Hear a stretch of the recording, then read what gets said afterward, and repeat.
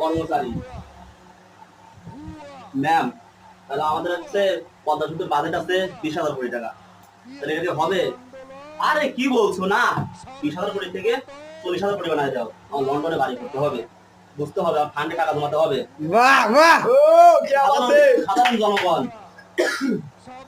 আলু কিনলাম 20 টাকা কেজি, এখন হয়ে গেল 40 টাকা কেজি।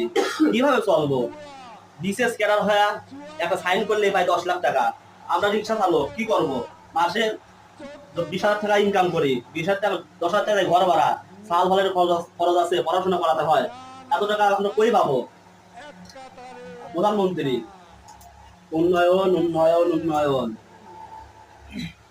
কর্মচারী ম্যাম, আমাদের এলাকায় তো, বাংলাদেশে তো ডেঙ্গু ছড়াচ্ছে, ম্যালেরিয়া হয়ে সবাই মারা যাচ্ছে। এখন কি করা যাবে? বাজেট করবো কত?